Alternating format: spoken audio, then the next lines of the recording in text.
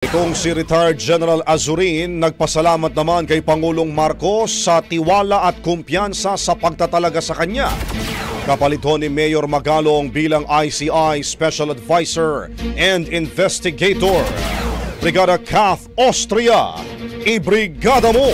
Brigada Live Report! Nagpaabot ng pasasalamat si retired General Rodolfo Azurin Jr. kay Pangulong Ferdinand Marcos Jr. sa pagtitiwala at kumpiyansang ibinigay sa kanya matapos siyang italagang kapalit ni Mayor Benjamin Magalong na nagbitiw bilang Special Advisor ng Independent Commission for Infrastructure.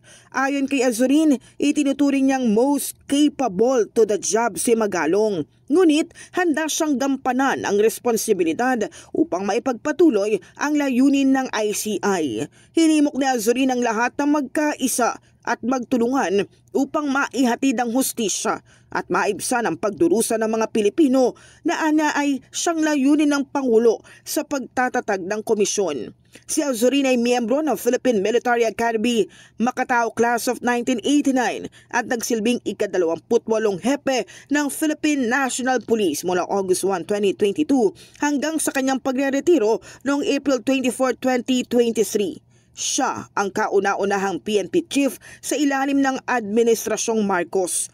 Bago may talaga bilang PNP chief, naging hepe rin siya ng Police Regional Office 1, Director ng PNP Maritime Group at naglingkod sa iba't ibang posisyon sa Camp Crame, kabilang ang Directorate for Comptrollership at Directorate for Information and Communication Technology Management. Sa kanyang pamumuno sa PNP, nasangkot sa kontrobersiya ang 6.7 billion drug haul sa Maynila noong 2022, kung saan sangkot ang dating pulisa si Master Sergeant Rodolfo Mayo Jr.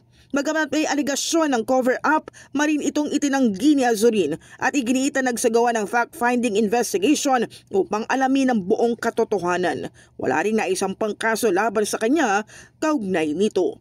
In the heart of changing lives, ako si Brigada Kath Austria ng 105.1 Brigada News sa FM Manila, the Music and News Authority. Ang bahaging ito ay hatid sa atin ng Yummyvit ES2 Oral Drops. Simulang tuparin ang pangarap ng iyong anak. And starting now,